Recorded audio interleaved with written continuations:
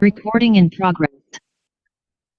Hello everyone. हम लोग आज एरे पढ़ेंगे। और एरे में हम लोग देखते हैं कि एरे क्या है। ठीक है। तो नॉर्मली क्या होता है कि हम लोग जब वेरिएबल डिक्लेयर करते हैं, ठीक है, एरे ऑफ मतलब वेरिएबल डिक्लेयर करते हैं इंटीजर या स्ट्रिंग। तो सपोज अभी हम लोग को नंबर ये 6 नंबर 2 4 5 6 5 ये डिक्लेयर करना है वेरिएबल। तो हम लोग किस तरह करेंगे?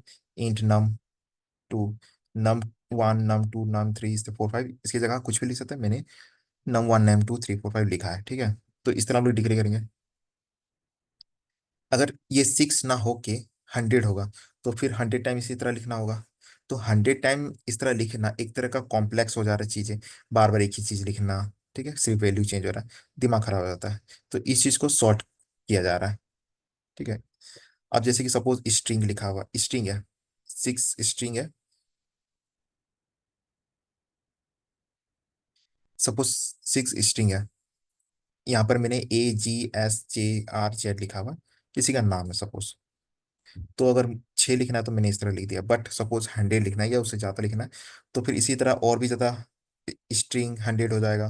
100 टाइम्स लिखना होगा तो बहुत ज़्यादा कॉम्प्लेक्स हो जा रहा है। कुछ नंबर लिखना है तो ठीक है, और यह स्ट्रिंग, बट बहुत ज़्यादा लिखना है 100 तो 200, तो ये बहुत ज़्यादा कॉम्प्लेक्स हो जाएगा। तो इस चीज़ को सॉर्ट किया जा रहा है। कैसे सॉर्ट किया जा सकता है? अब जैसे यहाँ पर 6 इंटीजर का डिक्लेयर किया गया, तो हम लोग लिखेंगे अब ये 2 4 5 6 5 क्या है? इंटीजर है। तो हमने इंट लिखा और ये स्क्वायर ब्रैकेट, ठीक है, स्क्वायर ब्रैकेट, और यहाँ पर मैंने ARR लिखा। एरे का शॉर्ट फॉर्म एरे, ARR। इसके जगह आप कुछ भी लिख सकते हैं, मैंने ARR लिखा है। ठीक है। इक्वल टू कर्ली ब्रैकेट के अंदर ये जो वैल्यू है 2 4 5 6 5 ये कोमा दे के लिख देना है। तो ये हो गया एरे ऑफ इंटीजर। यहाँ पे मैंने लिखा हुआ है एरे ऑफ इंटीजर। ठीक है। अब इस तरह लिख के क्या फायदा हुआ? ठीक है, इस तरह लिख के क्या फायदा हुआ? अगर अगर मुझे 100 वेरिएबल डिक्लेयर करना पड़ता तो डिक्लेयर करना पड़ता 100 वेरिएबल। ठीक है, डिक्लेयर मतलब ये लिखना। 100 वेरिएबल डिक्लेयर करना पड़ता तो num1 num2 सबका, मैं जब 100 वेरिएबल डिक्लेयर कर रहा हूँ तो 100 जो वैल्यू है उसको नाम भी देना होगा ना, रेफरेंस नेम। ये सब रेफरेंस नेम है, नेम 2 नेम 3 नेम 4 नेम 5 6। तो ये रेफरेंस नेम है तो 100 भी देना पड़ता। मैंने तो इस तरह, तो ये एक थोड़ा का कॉम्प्लेक्स चीज हो जा रहा है। 100 या 200 300 वेरिएबल डिक्लेयर करना, तो इस चीज को मैंने सॉर्ट किया है इस तरह। मैंने जितने भी वेरिएबल थे, ठीक है, वेरिएबल जितने भी वेरिएबल थे उनको सिर्फ एक नाम से ये कर दिया, असाइन कर दिया। अब ये सपोज तुम ये सोचो कि हमारे पास 100 एम्प्लॉय है, ठीक है।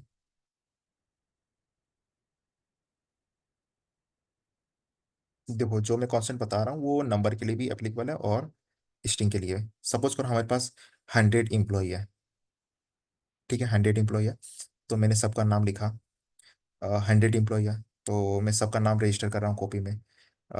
स्ट्रिंग 1 रवि, रवि लिख देता हूँ रवि, ठीक है। फिर स्ट्रिंग 2 हो गया राज, अ, राम, और क्या है, गो, गो गोलू, एंड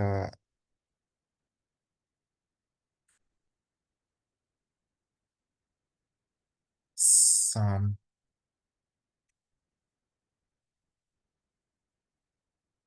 हरी।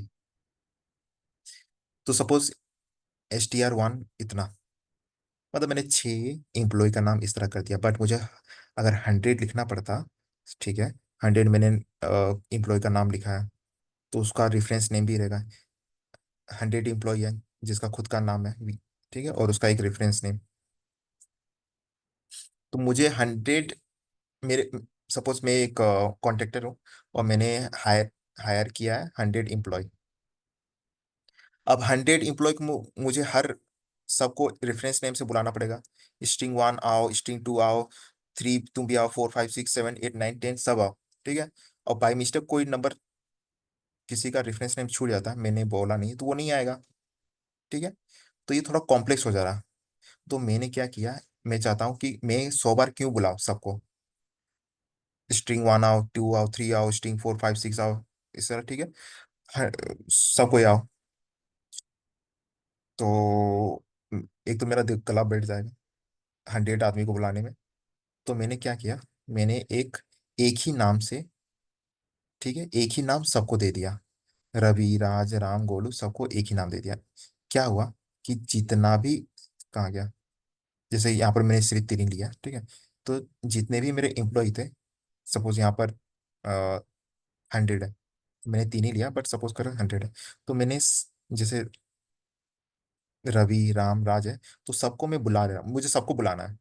ठीक है। सबको बुलाना है, तो एक ही, मैंने एक ही नाम दे दिया। और जब मैं बोलूंगा STR, तो ये सारे एम्प्लॉय जो है मेरे, ये जो है, जो जिसको मैंने डिक्लेयर किया है 100, यहाँ पर 6 ही है, सपोज 100 है, या उससे ज़्यादा है, कम है, कोई दिक्कत नहीं है, मतलब इतना है कि मैं लिखना नहीं चाहता हूँ, इस तरह लिखना नहीं चाहता हूँ। ठीक है। तो तो मैं क्या करूंगा कि इन सभी इंप्लॉय को एक ही नाम दे दूंगा। जब भी मैं बोलूंगा STR, तो ये सारे इंप्लॉय आ जाएंगे। ठीक है। तो ये एरे ऑफ स्ट्रिंग हुआ। उसी तरह ये जो वैल्यू है, मैं नहीं चाहता सबको मैं एक एक करके बुलाऊं। तो मैंने क्या किया, एक ही नाम दे दिया और सबको उसके अंदर डाल दिया। एक नाम है एरे, और उसके अंदर सबको डाल दिया। ठीक है।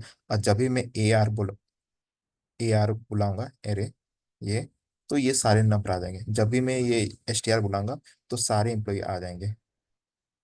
ठीक है। तो एरे क्या है, तो एरे जो वो डेटा स्ट्रक्चर है। यूज करते हैं, क्यों हम लोग यूज करते हैं, हम लोग यूज इसलिए करते हैं ताकि ये जो 6 इम्प्लॉय का नाम है, रवि, राज, ये वो, सबको, सबके लिए अलग अलग रेफरेंस नेम क्रिएट ना करना पड़े, एक ही नाम क्रिएट करूं और सारे का सारे को बुला लूं। यहाँ पे लिखा हुआ है, हम लोग यूज करते हैं ताकि हम लोग मल्टीपल वैल्यूज को स्टोर कर सके। ये जो मल्टीपल वैल्यूज है, रवि, राज, राम, गोलू, श्याम, हरी, ये सब क्या है, वैल्यूज है STR1 के। तो इन सारे वैल्यू को मैं एक ही वेरिएबल में स्टोर कर सकूं, इसलिए हम लोग एरे को यूज करते हैं। ठीक है। Array is a data structure use करते हैं, use to store multiple values को स्टोर करने के लिए इन अ सिंगल वेरिएबल। ये जो मल्टीपल वैल्यूज है, ठीक है, इसको स्टोर करते हैं in a single variable. Which variable, ARR। ये जो मल्टीपल वैल्यूज हैं, रवि, राम, श्याम और भी कुछ, इन सभी वैल्यू को, मल्टीपल वैल्यूज को स्टोर करने के लिए, कहाँ, इन अ सिंगल वेरिएबल। कौन सा वेरिएबल, STR। ठीक है। तो इसको एरे कहता है, तो ये याद कर लेना। एरे जो है वो डेटा स्ट्रक्चर है, और हम लोग यूज करते हैं मल्टीपल वैल्यूज को स्टोर करने के लिए इन सिंगल वेरिएबल। और ये भी, यहाँ पर भी मल्टीपल वैल्यूज है, बट ये सिंगल वेरिएबल में स्टोर नहीं हो रहा है, इनका खुद का वेरिएबल है, नेम 1, नेम 2, नेम 3। ठीक है। और एक बार बोल रहा हूँ, यहाँ पर मैंने सिक्स सिक्स वेरिएबल, 6 इंटीजर मैंने डिक्लेयर किया, 2 4 5 6 4 6 5। मैं नहीं चाहता मैं सबको बार बार, सबको उसके निक नेम से बुलाऊं, मुझे सबको बुलाना है। ठीक है। मैं अलग अलग बुलाना नहीं चाहता हूँ, अलग अलग बुलाने से बहुत दिक्कत हो जाएगा। मैं चाहता हूँ एक ही बार सबको बुला लूँ, एक ही बार में सबको बुला लूँ। तो इसलिए मैंने क्या किया, int square bracket ARR equal to curly bracket, और उसके अंदर सारे वैल्यू को लिख दिया। अब जब भी मैं ARR को बुलाऊंगा, तो ये सारे नंबर आ जाएंगे। ठीक है। और उसी तरह फिर स्ट्रिंग में भी मैंने किया है। ये सारे वैल्यू को मैंने एक ही वेरिएबल नाम दिया, वो क्या है, STR एरे, और ये STR। ठीक है। तो अगर नंबर है, तो ये एरे ऑफ स्ट्रिंग हो गया, एरे ऑफ इंटीजर हो गया। अगर इंटीजर है, डबल कोट में जो लिखा हुआ है, तो ये एरे ऑफ स्ट्रिंग हो गया। इंटरव्यू में बोलता है कि एरे ऑफ स्ट्रिंग क्रिएट कीजिए, रवि, राम, राज, ये जो है ये वैल्यूज है। तो हम लोग क्या करेंगे, अच्छा, एरे ऑफ स्ट्रिंग क्रिएट करना है, स्ट्रिंग, तो ये हमने स्ट्रिंग दे दिया। और इस एरे क्रिएट करना है, एरे ऑफ स्ट्रिंग, ये हो गया ना, एरे ऑफ स्ट्रिंग। तो ये स्ट्रिंग लिख दिया, और स्ट्रिंग का एरे, तो ये हमने ब्रैकेट दे दिया, स्क्वायर ब्रैकेट। ठीक है। और एस टी आर कुछ भी लिख सकते हैं, हमने एस टी आर लिखा है, इक्वल टू कर्ली ब्रैकेट, और वो जो वैल्यू उसने बताएगा कि राम राज इसका एरे ऑफ स्ट्रिंग क्रिएट करो, तो कर्ली ब्रैकेट के बाद डबल कोट में उनके नाम को लिख देना और कॉमा देके अलग कर देना, रवि को कॉमा देके, राम को कॉमा देके एक दूसरे से अलग कर देना।